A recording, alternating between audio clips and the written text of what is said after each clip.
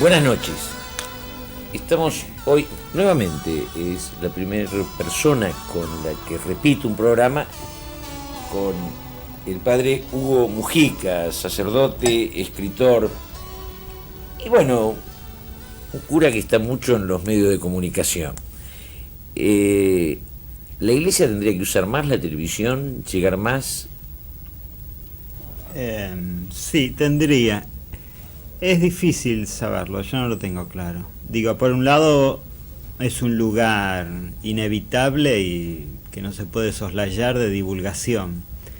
Ahora me pregunto, una palabra que es religiosa, una palabra que se supone que es sagrada, si realmente no pierde ese misterio de eficacia a través de tantas mediaciones, o si la palabra sagrada, o que es también la palabra entre dos seres humanos, digo, no necesita de la comunicación directa para que acontezca eso otro de lo que se dice. Es cierto, Hugo, hay dos temas. Creo que uno de los temas es que la televisión delata. Hay una religiosidad que carece de riqueza para ir al medio de comunicación y en ese momento queda como pobre. Sí. Y esto existe. Y hay un segundo problema que es el que vos planteás. Pero si la relación con lo religioso es personal del individuo y del individuo con el sacerdote como expresión de esa forma de comunicación, esto que hoy aparece que es un medio de comunicación masivo puede que no sirva para transmitir la Biblia, pero para dar una postura de la iglesia frente a cada uno de los temas, yo creo que... Sí, para eso sin duda, sí, totalmente. Lo que pasaría es que yo soy católico y fui militante católico. Con el tiempo, muerto el progresismo católico, me quedé sin espacio. Bueno, si se achica el progresismo peronista también me voy a quedar sin espacio. Es muy difícil ser progresista y, en este momento y en Argentina. Pero, ¿hay una decisión de la iglesia de usar poco la televisión? No, hay... digo, la iglesia creo que siente que lo está usando. Simplemente que creo que se usa mal, se usa de una forma que no es televisiva, o sea, sentar un tipo y decir una catequesis, como he visto que hace, que se explica en no sé qué programa el catecismo, el nuevo catecismo, pero es una especie de, que lo podría hacer desde el púlpito. Creo que no ha asumido la imagen, sigue mediando todo a través de un discurso racional, y eso lo pones frente a la pantalla y normalmente se vuelve insoportable, aún los famosos 3 minutos de cierre. Aún eso se vuelve insoportable. Yo que un tipo se pare y mire y hable, digo, me parece que la televisión es imagen, que tiene de alguna forma que asumir eso, que es otro código, otra forma de llegar, otra forma de transmitir. Vos hoy estás convocado a muchísimos programas, ¿no? Te has convertido como en el sacerdote con más televisión. No sé, no tenemos rating. ¿No hay un rating? No, digo... Mujica, Laguna, bueno, mucho más no hay. Sí, no, en general no se ven o aisladamente, pero... ¿Y esto cómo lo vivís en la relación con la gente? ¿Vos sentís que esta es parte de tu tarea religiosa? No me lo planteo así. Digo, en general todo ese planteamiento de misión o para qué lo hago, si es tarea, me parece medio quizás arrogante. Digo, yo voy respondiendo a la vida y ahora la vida me lleva por esto, que me invitan, que hablo, que siento que tiene cierta eficacia, que recibo respuesta y bueno, y es eso. Lo demás queda fuera de mí. ¿Vos no sentís que hay una inadaptación de la Iglesia Católica a esta posmodernidad? Creo que hay una inadaptación de toda institución a la posmodernidad, desde que la posmodernidad ya no puede absorber más grandes instituciones. Y creo que la Iglesia tiene un dinamismo, quizás por el peso de su grandeza material, física, que es inadaptable a los movimientos de hoy en día, sobre todo con una centralización donde desde Roma hay que digitar lo mismo para Uganda que para Escandinavia. Todo eso hace bastante pesada y bastante imposible una adaptación en el sentido posmoderno. Pues decir que hay una centralización mayor de la Iglesia del mensaje universal de la misma. Y sí, para este tiempo me refiero, es inadaptable una institución de esa índole a una posmodernidad. Eso no es ni bueno ni malo, es una realidad. Tampoco nadie sabemos dónde va a ir a parar la posmodernidad. O sea, nosotros en ella. Yo recuerdo siempre un personaje que fue importante, un sacerdote que era Duris, ¿no? ¿Cuál es su duda? El abogado del diablo. Y esta historia tuvo mucho impacto religioso en una sociedad que necesita de la religión, ¿no? Que está volviendo a necesitar la religión. Vos ¿no sentís que la búsqueda que la gente tiene de otras iglesias, de los pastores, toda este estallido de la fe en tantas variantes, es porque hay una limitación de la iglesia para llegar a esa gente? Sí y no. Es un fenómeno, vos hablaste de la posmodernidad, y es un fenómeno religioso, pero que pertenece a un mundo en el que todo está pasando lo mismo. O sea, creo que el mundo se disuelve por atomización. Y dentro de la iglesia pasa lo mismo. La iglesia, las creencias, los grupos, etcétera, se van atomizando. Pero eso por un lado pasa en todos lados. Pasa en los partidos políticos que se dividen, sobre todo si son de izquierda, etcétera. Pero a la vez, bueno, la iglesia también tiene su culpa, como siempre y como cualquiera tiene parte de culpa, pero creo que responde a un fenómeno totalmente social que va desde la caída la disolución del imperio comunista a la disolución de las familias.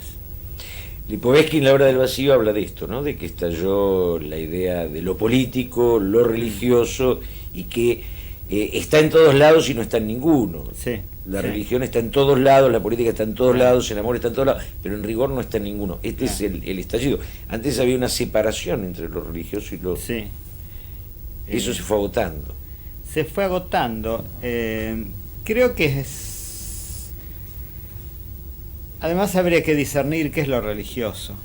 Yo creo que la mayoría de esos subgrupos, sobre todo ese gran paquete de la New Age, etcétera, las espiritualidades alternativas, las importaciones de Oriente, por ejemplo, toda la importación de Oriente, que es valiosísima en Oriente, acá viene tipo supermercado. Viene un método desgajado de todo el aparato conceptual, ascético, simbólico, etcétera. Y todo el paquete de la New Age, que es un reciclaje de los años 60, también es una especie de una mezcla entre psicoanálisis, pensamiento positivo, y cuya producto, si uno va a pensar en qué es lo medular y aquello que coincide en todas las religiones, siempre ha sido la muerte del yo. O sea, o pérdida del egoísmo, como quiera llamarlo. Y todo esto es todo lo contrario. Todo esto es una exacerbación del yo, de la autorrealización, del individualismo. Yo ya diría del narcisismo. Y en la cual el otro es dejado afuera. O si me junto con el otro es porque pertenece a un grupo de identificación o de mutuo espejismo. Este egoísmo, que en un principio, digamos, porque es como por etapas, en la década del 60 todo estaba puesto afuera, la idea era el socialismo, el compañero, el militante. En este momento es el libro de autoayuda, sí, la revista Uno Mismo, todo es hacia afuera. Sí. Pero este egoísmo va limitando al individuo en tantas cosas, lo va secando tanto, que hay una toma de conciencia, que hay que volver al otro, volver a una forma más abierta, volver a buscar en el otro lo que uno no encuentra en sí mismo, ¿no? Yo no veo esa... ¿No lo ves todavía? No, para nada. No, creo que todavía sigue reciclándose todo esto, el otro sigue siendo medio para mi realización, creo que todavía no se agotó para nada. El otro sigue siendo un instrumento instrumento para mi realización. Si el otro tiene problemas, bueno, es el karma de él, o tiene mala onda y queda fuera. Ahora, si el otro tiene buena onda, está bien, puede ser integrado conmigo porque me hace sentir bien. Pero que yo para nada veo esa vuelta al otro. Creo que Heidegger hablaba del olvido del ser, metafísicamente hablando. Yo hablaría, existencialmente hablando, el olvido del otro. Nuestra época es esa. Es el cultivo del más crudo egoísmo. El cultivo del más crudo egoísmo yo llamaría narcisismo, y que se ve en la despotenciación de todo compromiso social, sea la desilusión política, sea la desilusión de que no se puede hacer nada por nada, sea, qué sé yo, esa ilusión de que participamos porque hablamos de lo que pasa en Uganda o lo que pasa en Bosnia. Pero falta para ese compromiso con algo que involucra una comunidad y con esa misma comunidad. Y en esto el proyecto como económico del mundo, el liberalismo, esto que vos planteás, el que gana, gana y el que pierde no existe. Este ciclo, ¿vos crees que tiene todavía bastante duración, bastante piolín, que no se está agotando, que no está entrando en crisis? Yo no la veo todavía. Sin duda van a aparecer novedades, como ser la crisis del liberalismo. O sea, el hecho es tan simple como, bueno, primero habrá barrido con las ilusiones comunitarias o utópicas, pero ahora tan simple como que ya no da trabajo. Y entonces en algún momento todo esto va a ser crisis. Creo que además este narcisismo es una reacción, en parte, a el comienzo de, sobre todo lo que fue muy fuerte en los años 80, donde se gesta la cultura del ser rico está bien y hay que exhibirlo. Que bueno, eso estaba bien para si sos rico, si sos 10 en el mundo. Y creo que el resto, este narcisismo está muy basado en la satisfacción personal. O sea, yo ya no compito socialmente. Entonces, ¿en qué compito? No, en vez de competir me encierro en mi casa, me pongo una buena música, prendo un incienso y hago los ejercicios últimos que acaban de llegar de Alemania para poder estar espléndido mañana a la mañana. Pero hay también como una especie de claudicación a un modelo que proponía que ser segundo, no, como se dice en inglés, being second is not good enough. Ser segundo no es suficientemente bueno, que había que ser primero, que había que competir, que había que reventarse y matarse para estar entre los ricos y famosos. Obviamente cuando uno ya no se da cuenta que uno no le tocó la tajada esa, aparece masivamente bueno, entonces encerrémonos en casa y dejemos de competir. Aparece la terminología de perfil bajo. Bueno, la buena onda es el perfil bajo, no hay que competir, yo no quiero estar en las revistas, no, etcétera. Creo que también es como un subproducto de lo mismo. Ahora, Hugo, esta visión del hombre, que es la que está vigente y que vos describís también, está llegando a un punto en el cual la sociedad se da cuenta que este rico y famoso tiene como mérito ser rico y famoso. Cuando uno lo analiza como individuo, es un ser más frustrado que aquel que quiere ser rico y famoso.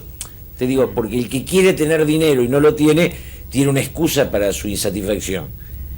Pero este personaje que coronó en la riqueza y es un vacío, se quedó sin excusas. Casi te diría que en este círculo está peor el que llegó que el que se quedó en el camino, ¿no? Es casi inmostrable el triunfador de este esquema. Sí, bueno, hay mucho de la literatura contemporánea, toda la filmografía de Scorsese, todo eso es precisamente sobre el vacío del triunfo. Ya lo venía Berman con la gente que de día es exitosa y a la noche es una pesadilla. Lo que pasa que sí, eso se sabe. Cuando el ídolo cae, generalmente uno se alegra porque uno se venga, pero de todas maneras sigue siendo envidiable esa caída. O sea, tener desde dónde caerse es mucho más que resbalar en la chatura. La caída del ídolo es Y reivindica a aquellos que dicen, bueno, pobre pero honrado. Sí, en la caída del ídolo hay también un juego ético de la búsqueda de un chivo expiatorio en una sociedad Sí, frustrada, ¿no? sí, sí. Digamos, cuando se agarra un personaje y se pone sobre él todas las culpas de la sociedad, esto está pasando en Argentina, donde se hace ética a partir de agarrar dos o tres o uno especialmente y destruirlo. Este chivo expiatorio arrastra el pescado del resto. Sí. Y también, digo, así como hay chivo expiatorio, hay chivos, ahora se me ocurre, compensatorios. Compensatorio. Digo, también nosotros vivimos a través de 3 o 4 figuras espléndidas, entre comillas. Digo, también el deseo imaginario de que estamos mirando, viviendo en el primer mundo, aunque se reduzca al espacio de una pantalla televisiva. Pero también se maneja eso en una cultura. Aquellos de los cuales nosotros participamos, de cuyo triunfo nos parece que somos vicarios. La idea de sumarse al primer mundo para disfrutar del triunfo de Estados Unidos, que no nos corresponde en nada, digamos. No, ni nos llega. Ni nos llega. Nos llega de Estados Unidos básicamente la pobreza exagerada. Se fractura la sociedad y crece la marginalidad. Esto es lo único hasta el momento que está claro de este primer mundo, ¿no? El resto está en duda. Sí, por empezar que yo creo que no existe el primer mundo. Digo, cualquiera que hemos viajado por el mundo sabemos que hay 10 manzanas en algunas capitales donde todo es espléndido. Y que París tiene su barrio del 11, su Constitución, y bueno, Villas no tiene tanto, pero saliendo un poco más, y que Londres tiene suburbios que nosotros no podemos, ni nosotros lo tenemos. Sabemos que el primer mundo es, así como hablábamos de mitos compensatorios, bueno, es el mito justificatorio del fundamentalismo económico. Pero que no existe un mundo que sea de primera. Existe gente que vive de primera en un mundo que al menos el occidental, que cada vez está con mayores y notorios problemas económicos, de subsistencia, ecológicos y ni hablar éticos. El mundo mejor sería aquel, o sea, los países mejores serían aquellos donde la distancia entre los ricos y los pobres fuera menor. O sea, donde esa fractura no llevara a tensiones sociales, a vallas de seguridad. Pero pareciera que algunos que pelean por esta riqueza necesitan del pobre para tener un referente que los haga importantes. Necesitan de la miseria del otro para disfrutar de su opulencia. Hay algo de esto. No sé, no lo he pensado así, digo, que suena bastante brutal, por lo tanto realista. Pero lo que creo que es real, que el mundo está repartido en este momento conscientemente como que, bueno, no da para todos. Entonces, concentrémonos en feudos y el resto que vuelva a la barbarie, que se las arregle, y si se matan entre ellos como en África, después de todo, un poco mejor. Pero creo que está claro que no es que esto es una transición económica o que después viene la segunda etapa o la tercera o el plan quinquenal.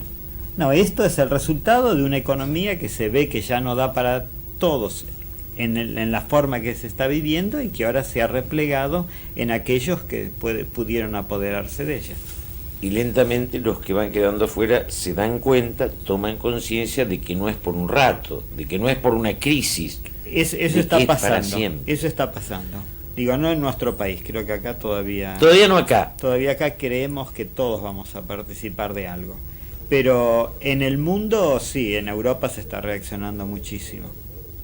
O sea, a la gente se le agotó la expectativa. Claro, se le agotó como siempre, ¿viste? Cada vez que te proponen algo, sobre todo desde la mentalidad de la calidad total, todos participamos de todo. Ahora, a algunos nos tocó justo el sacrificio y a otro el beneficio. Pero pensando que, bueno, eventualmente vamos a llegar, pero cuando abrís la ventana y te diste cuenta que el primer mundo se achicó y vos quedaste al lado del tercero, y caminás y se achicó otro poco más y ya está tan lejos que te das cuenta que no llegás, ahí viene la reacción. Te digo, acá todavía la gente sigue participando de esa ilusión de que estamos entrando al primer mundo. Pero lo que llama la atención, Hugo, desde el punto de vista del humanismo, es cómo la gente se ata a la realización humana como un transitar el consumo, ¿no?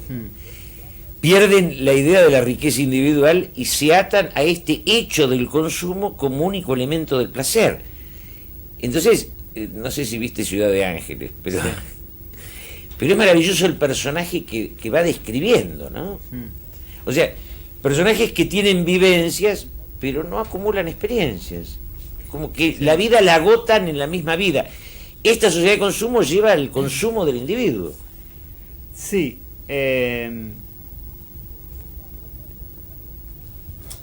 Sí, la propuesta es esa, pensar que una cultura, nosotros crecimos con valores, por ahí los perdimos o no, pero crecimos con valores porque había gente que lo encarnaba, había lugares en los cuales se hablaba, o sea, había símbolos. Nosotros crecimos frente a un conjunto de símbolos.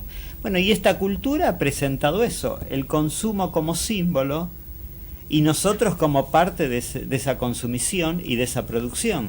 Yo creo que lo más básico de nuestra cultura es la mentalidad del mercado.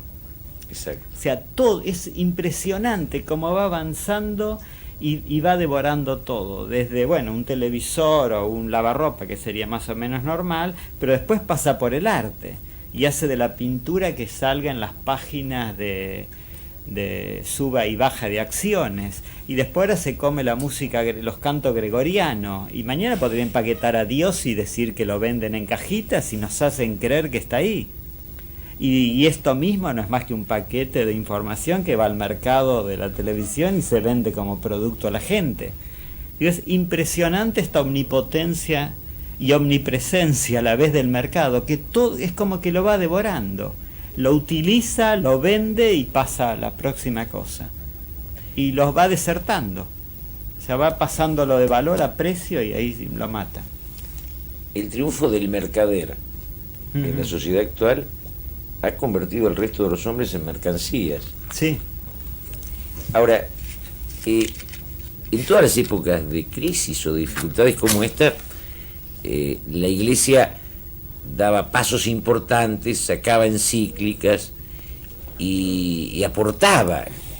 Hoy no hay una concepción cristiana del mundo. Entonces, murió el socialcristianismo, se achicó, pero no hay una presencia de la religión como una forma de pensar otra sociedad.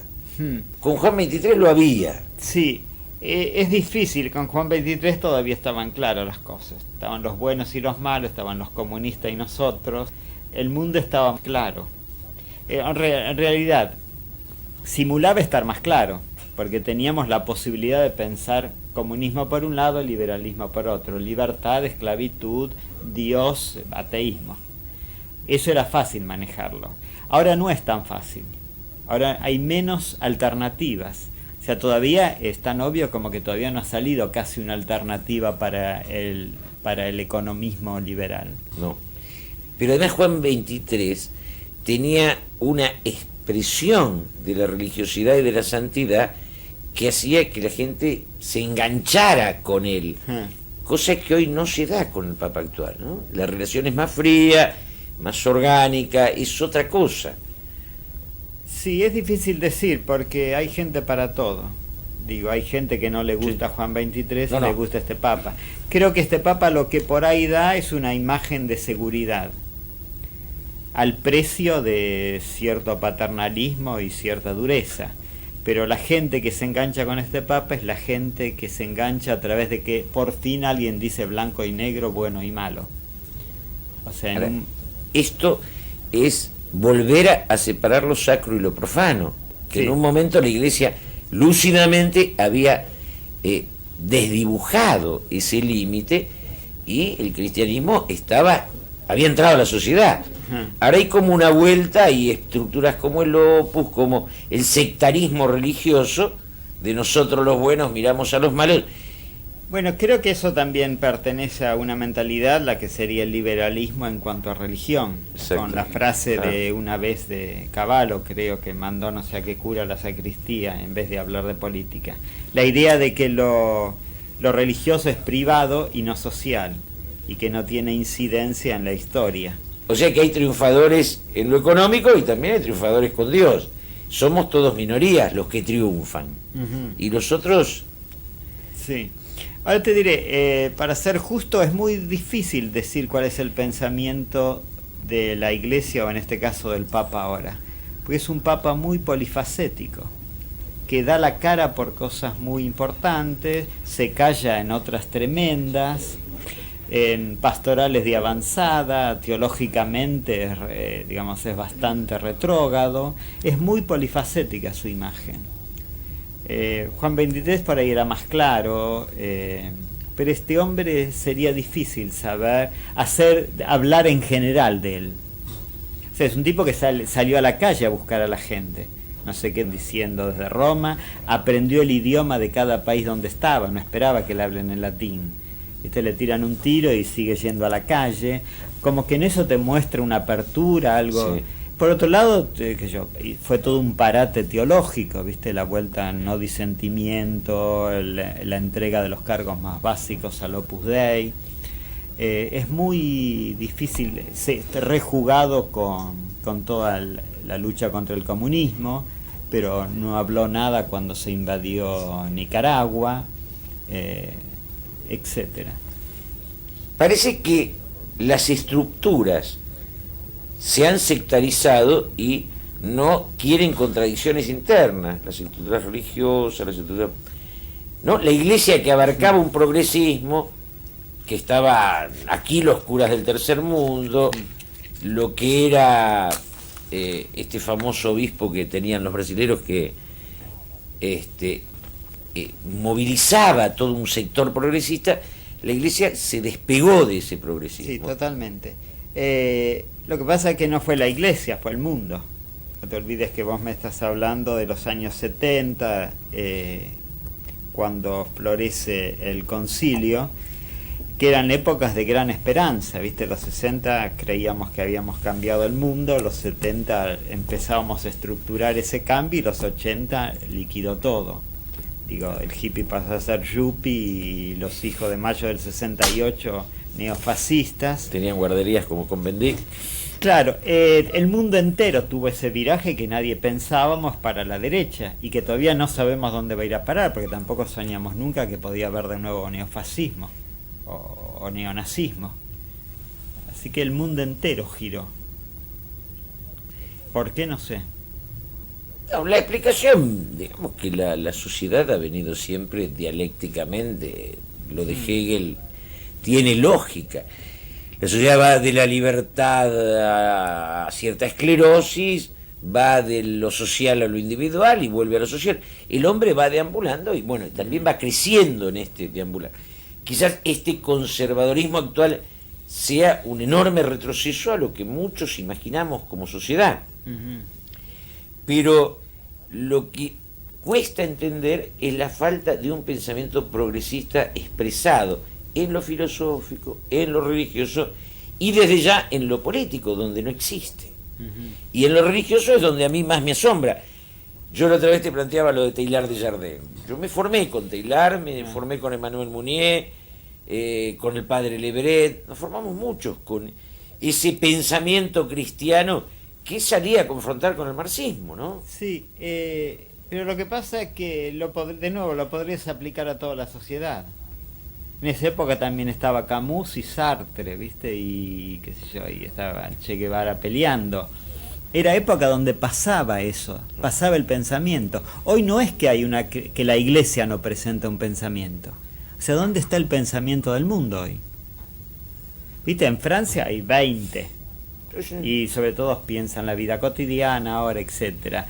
¿Cuál es el pensamiento alemán de hoy? Después de Heidegger, ¿qué hubo? Nada. Ay, pero uno lee más franceses, ¿no? Claro, los franceses tienen o más... sea, ha desaparecido ese pensamiento capaz casi de abarcar y de dar una Weltanschauung, una concepción de la vida entera. Una cosmovisión. Eso ha desaparecido en todo ámbito.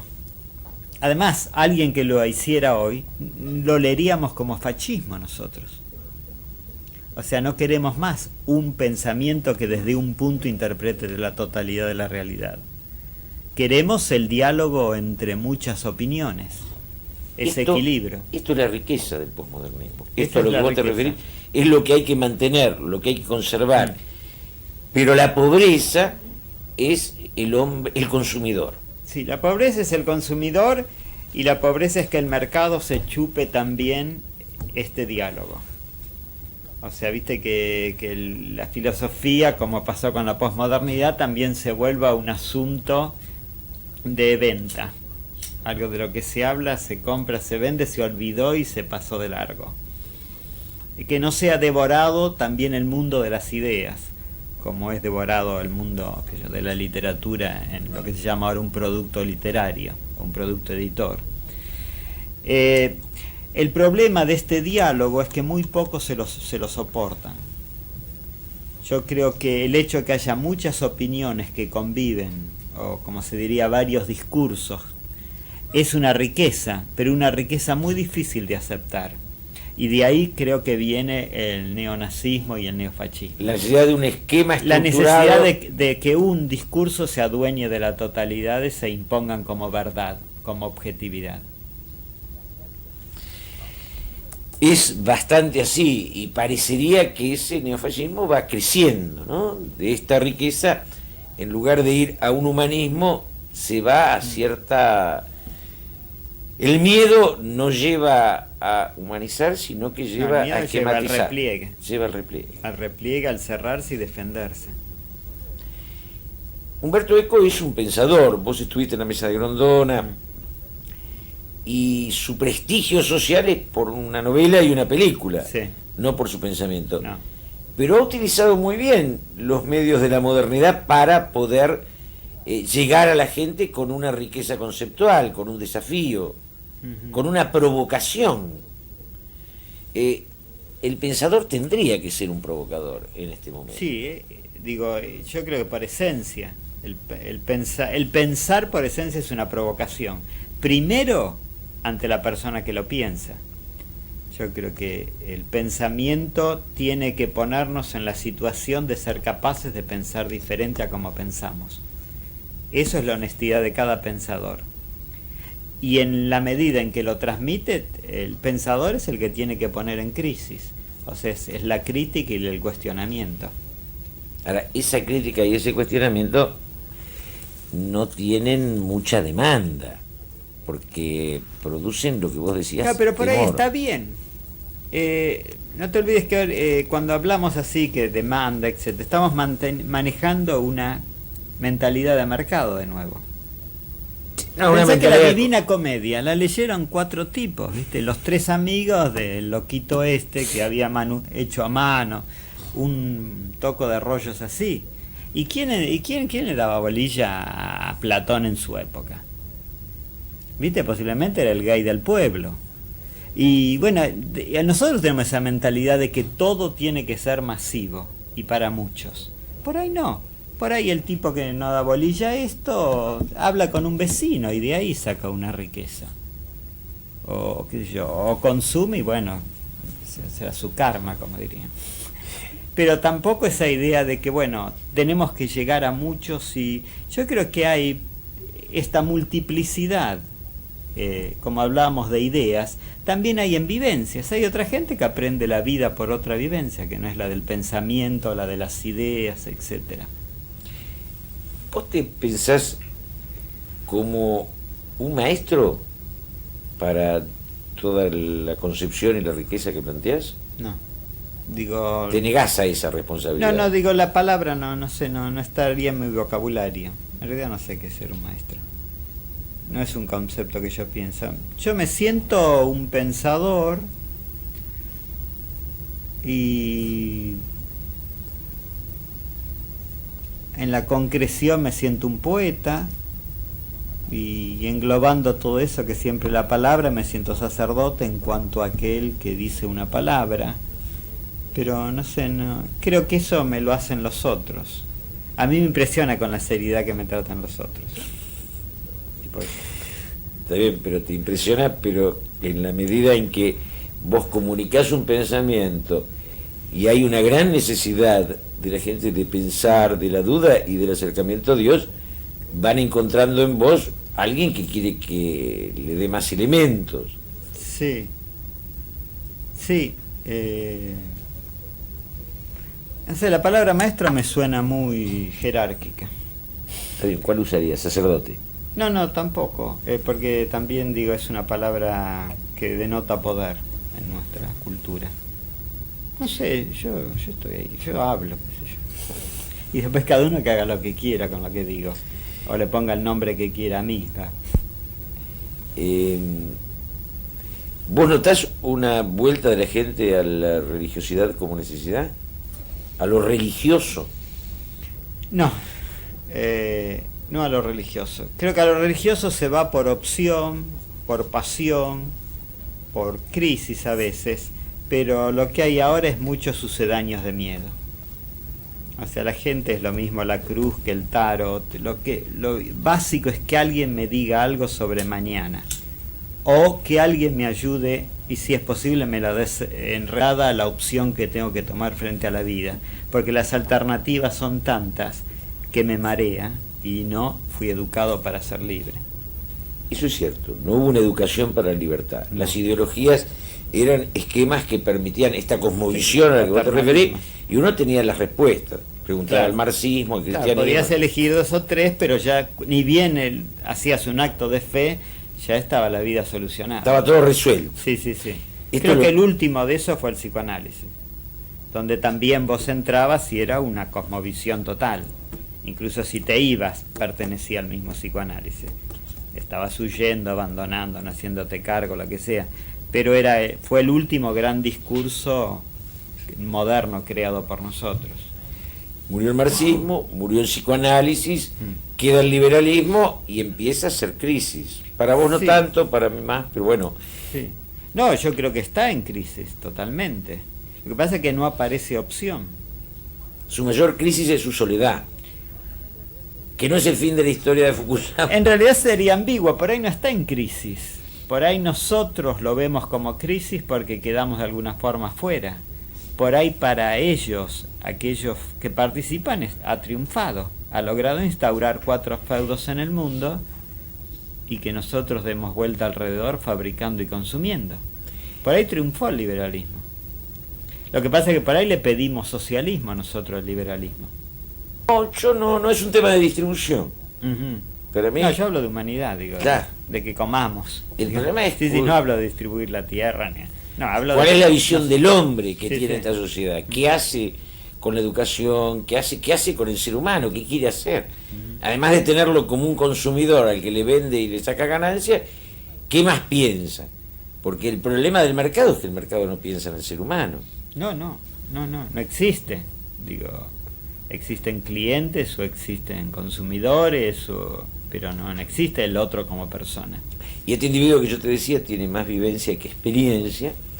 Es un individuo que transita por la vida negando la muerte como una presencia indiscutible y la pone como un accidente.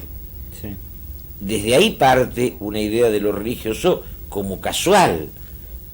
Sí, lo religioso se vive intrahistóricamente.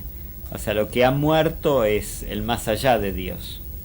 O sea, Dios sirve en tanto y cuanto avala mi proyecto, bendice mi egoísmo y me ayuda a progresar, digamos. O sea, Dios fue incorporado como parte de otro proyecto, como aquel que lo acompaña, lo bendice y lo lleva a su plenitud. Pero no como aquel de que por sí es Él quien da un proyecto al cual nosotros tenemos que adherir, obedecer o como quieras llamarlo. O sea, Dios ha sido domesticado hace muchísimo de eso. Es una linda forma de expresar.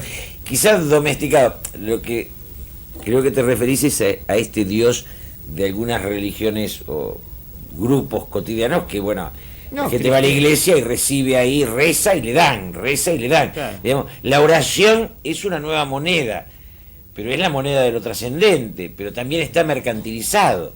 Sí. Porque si no le dan, la fe empieza en duda, ¿no? Sí. Yo creo que lo que pasa es que lo de Dios, lo que hablamos antes, es algo muy serio, muy terrible, muy tremendo y muy imbancable. Entonces se ha hecho un sistema de domesticación de Dios. precisamente cumpliendo lo que Dios me pide, hago que Dios no entre. ¿Viste? Yo le pago. Bueno, ¿cuánto cuesta que la mafia me vigile? Prefiero pagarle a la mafia que me vigile y no que vengan y me den vuelta la casa. Entonces lo de Dios, curiosamente, termina siendo una defensa contra Dios en nombre de Dios. O sea, ya sabemos lo que es Dios. Ya sabemos lo que pide, ya sabemos lo que da, ya sabemos dónde vamos, de dónde venimos. Ergo, hagamos todo eso y no necesitamos a Dios. Dado que si Dios es creador, es novedad, es aquel que da vuelta a mi vida, aquel que es la pregunta por la vida. Y nosotros lo hicimos como la respuesta de la vida. Dios es la gran crisis y el gran cuestionamiento de la existencia.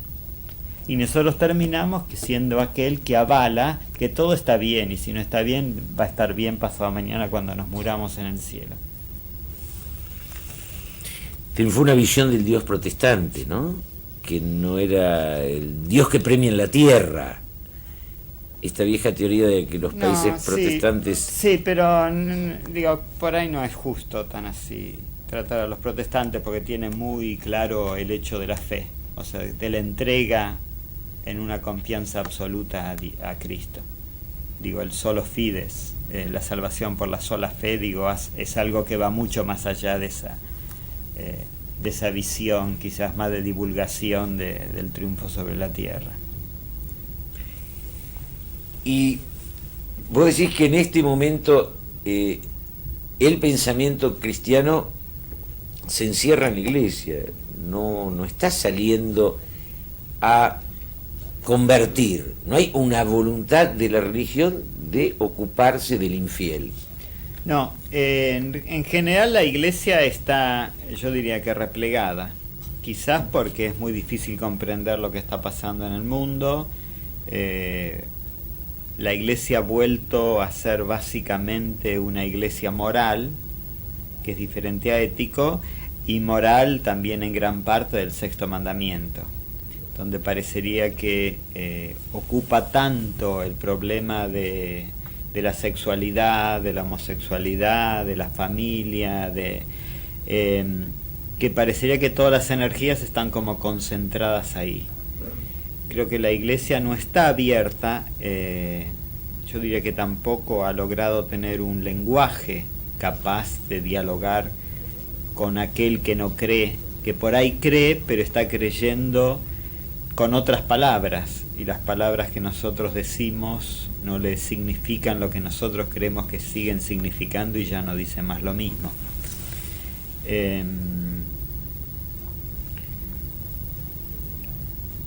No creo que está en un momento conservador, en un momento de conservar lo que se tiene, pero no de apertura a estar buscando, a salir de sí para encontrar al otro. No hay un cristianismo individualista. En absoluto. No puede existir. O sea, la contrasentido. Es un contrasentido. Si el cristianismo tiene una especificidad, es que el otro es Cristo. Y esa es la fractura entre la religión y posmodernidad, y esta teoría de mercado. Totalmente. Ahora, esta fractura todavía no se ha expresado en una contradicción con teoría, digamos, con... Claro. La Iglesia no sale a golpear al liberalismo con la dureza que lo hacía el marxismo. Sí, no, eso es verdad. Por otro lado, el Papa ha dicho muchas veces cosas muy fuertes. Lo que pasa es que tampoco escuchamos. Digo, realmente tampoco... El Papa tiene la vigencia de lo que era ser Papa hace 30 años. No, claro. Digo, ser Papa hace 30 años era ocupar la primera página, ahora la tercera. Digo, sí, habló el Papa, pero como también hablaron tantos otros, y como también el Papa habló de aquello que yo no estoy de acuerdo, digo, es real, y sería bueno que la Iglesia asuma que tampoco ya es la única voz en el mundo. Y que hoy escuchamos lo que dice el Papa y lo comparamos con lo que dijo Mitterrand. A ver quién tiene razón. Digo, antes hablaba el Papa y temblaba la tierra.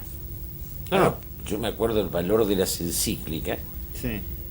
Ahora, ¿quién lee una encíclica? ¿No? El valor de las encíclicas, andábamos con una encíclica bajo el brazo, sí. Juan XXIII sacaba esas encíclicas maravillosas, y bueno, y esto era un pensamiento que lanzaba a los católicos a explicarle a todos que acá estaba la verdad. pero eso se ha ido diluyendo. Claro, y te digo por ambos lados. Por un lado la iglesia en cuanto habla y también el fiel en cuanto escucha. ¿Qué sé yo? Hoy te digo, hoy yo no sé cuánta gente leerá encíclicas. No sé cuántos sacerdotes leerán encíclicas. Además hay una a cada momento, está también eso, y está el documento Se último, desvalorizó. y está lo que dijo el obispo, pero lo que le contestó el otro. También centrado un poco en ese vértigo. Me acuerdo cuando el primer viaje del Papa. Wow, viste, todos sabían. Ahora, qué sé yo, bueno, loco, digo, quédate en casa un poco. Tendrías que estar todos los días a ver dónde anda. Como que todo también se fue disolviendo en ese sentido, por multiplicidad, por atomización. Vos das misa y tenés sermones, y es mucha la gente que te sigue. ¿Qué va? Que va. Pero muchos van a escuchar al padre Hugo Mujica. Sí. Quiere decir que ahí resolvés algunas de las necesidades de esa gente. Sería lindo. Sí, supongo, sí. Y ese cristiano no va a cualquier iglesia, y esto nos ha pasado a muchos, que bueno, en la medida en que desde el púlpito el mensaje no te abarcaba, no te incluía, no te incorporaba, la iglesia se fue distanciando. Sí. No hay una voluntad de la iglesia de, bueno, yo te lo dije, de volver a crecer, Sí. pero está bien, está recluida, está en... Sí, deben ser esos momentos dialécticos del que vos hablabas, digo. Quizás le toque un momento de replegarse y plantearse mil cosas. En realidad eso fue lo que había sido el Concilio Vaticano II. Digo, por primera vez en la historia la iglesia decide como paremos, o sea, todo concilio siempre era para resolver problemas teológicos. Si la humanidad de Cristo, la divinidad, el logo, el verbo, En vez de eso fue, digamos, no, paremos y pensemos todo de nuevo. Y por eso saca la Constitución de la Iglesia, quiénes somos, qué pensamos, cómo estamos en relación al mundo. O sea, ese fue el gran momento de autorreflexión. O sea, la Iglesia se tomó un retiro espiritual ella. Lo que pasa es que después pasó el tiempo y el concilio fue casi quedando en el olvido. Fue quedando en el olvido. Yo veo más búsqueda religiosa que la que vos planteás. La veo últimamente. Creo que hay distintos caminos. Cuando vos decís el tarot, la brujería, ¿sí? Empieza la gente a terminar con el cientificismo y con el egoísmo y empieza a buscar la trascendencia. Los caminos por los que la busca pueden ser cualquiera. Sí, no, yo precisamente lo que no creo es eso, que busque una trascendencia. Creo que busca la forma de vivir en esta vida un poco mejor, con seguridades, con menos miedo, más realizado, etcétera, pero no la trascendencia. O sea, nadie apostaría nada por otra vida, ni nada apostaría nada por algo que no siente y siente cómo lo repercute en su físico y qué beneficios le da. Nadie, no. Es muy poca la gente que está en eso. Sí. Es poca la gente que tiene conciencia de que la entrega al otro es lo que más lo enriquece. Sí, sí. Que esa ruptura del egoísmo quizá sería la forma más lúcida del egoísmo. ¿No? Y además, hablando en extremismo religioso, que tu salvación pasa por el otro. Digo, no hay forma de ir directamente a Dios. O sea, lo que hay forma es de morir vos en el otro y desde ahí nacer en Dios. O sea, la trascendencia no es una línea hacia arriba. Es tu proyecto que te lo parte el otro, y ese partirse es abrirse a Dios. En el egoísmo no hay trascendencia. No, al contrario. Hay repliegue sobre sí. Quizás el infierno no sea otra cosa que un yo eternamente cerrado consigo mismo. Es una buena definición. Y en toda esta búsqueda de elementos de Oriente hay también una idea de consumir lo que vos decías al principio, ¿no? Se toma todo lo oriental sin el contexto y termina siendo una nueva...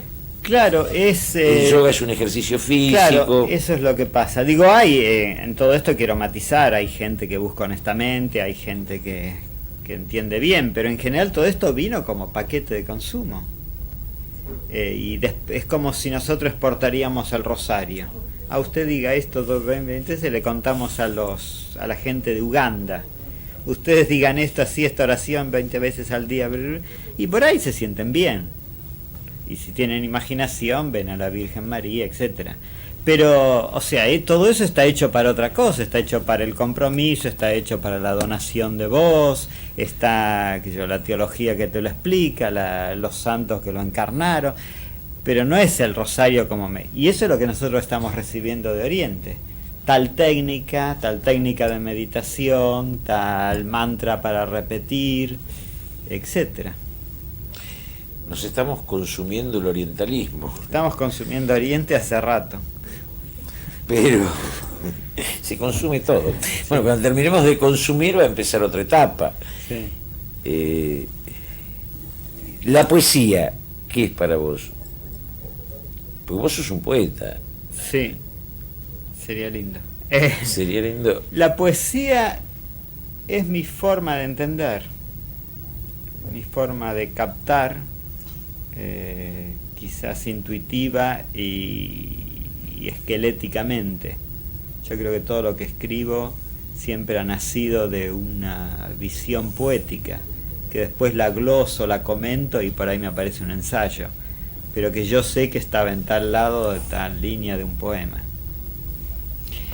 Pero es mi captación de la realidad, o el dejarme ser captado por la realidad de esa forma. Se consume poca poesía hoy. Detesto el uso de la palabra consumir para poesía. Bueno, pero sí. Se vende, decís. Sí, pero no sé si soy. Yo nunca me imagino que Rimbaud era un bestseller en su época y mucho menos Rilke. Quizás la poesía ha sido lo que ha quedado fuera del mercado hasta ahora. Y en ese sentido quizás se venda como se vendió siempre. Yo no me imagino toda la vida mucha gente leyendo mucha poesía. De Rilke, ya que hablas, una de las cosas que más me quedó fueron las cartas a un joven poeta, sí, ¿no? Que tiene que ver mucho con esto de la libertad a la que vos te referís. Sí. Se nos acabó el tiempo. Bueno. Con Hugo Mujica, sacerdote y poeta, que a partir de esta libertad, de esta apertura de pensamiento, yo personalmente siento que me muestra una riqueza de religión que es válida, que tiene mucho que ver, aunque él no lo acepte, con lo que tanto buscamos. Buenas noches.